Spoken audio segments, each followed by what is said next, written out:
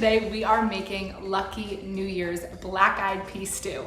I felt like we needed to find a recipe that brought us good luck and good vibes into 2021. This recipe is a wonderful combination of all things. Did you know that black-eyed peas bring you good luck and cabbage brings you money? And I sure as hell would like both of those at the top of 2021.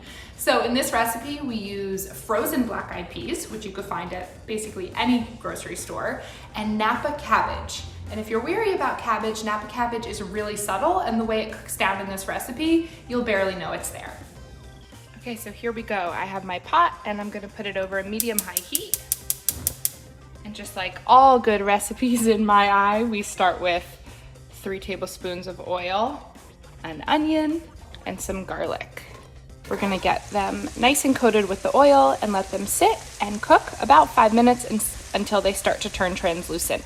Alrighty, we're going to add our 3 cups of sliced napa cabbage. So you'll be able to let this set. It took about 2 minutes. It'll still wilt down, especially as it cooks.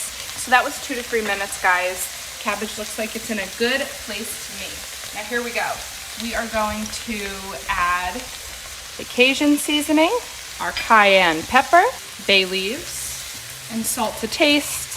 And then personally, I like to mix all this up, get the flavor throughout the cabbage and onions. Now we add in our water chestnuts. These are canned and drained. And 10 ounces of black-eyed peas. Now be honest, have you ever cooked black-eyed peas? Mix this all together. Now this is where the magic happens and where the queen of the recipe, the ham hocks, comes in. Go right in, make little beds. And then last but not least, we have our 32 ounces of chicken stock. So nice and slow. Remember, this is a stew. Guys, now I let this sit uncovered 2 hours, and then we will serve it over our rice. Okay, we are checking back in on our New Year's good luck black-eyed pea stew. So this has been 2 hours. Everything is cooked down beautifully. The next step is to take out the ham hocks and to shred the meat, put it back in, and serve over rice. I am so proud of this recipe. This is a big one. A stew is a big thing to cook, especially when most of the things we talk about are quick and easy versions. How do we cut corners? But for New Year's, especially a recipe that honors good luck and good fortune, I think the 2 hours is well worth the wait. It simmers quietly on the stove. It will be a filling meal for sure. And I think if you're looking to go outside your comfort zone and try something new for your New Year's indoors, this is a recipe to give a try.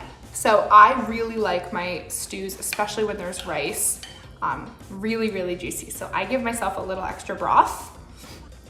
So I'm gonna grab a little bit of everything, make sure that I have a water chestnut in there too, cabbage, black-eyed peas, and rice.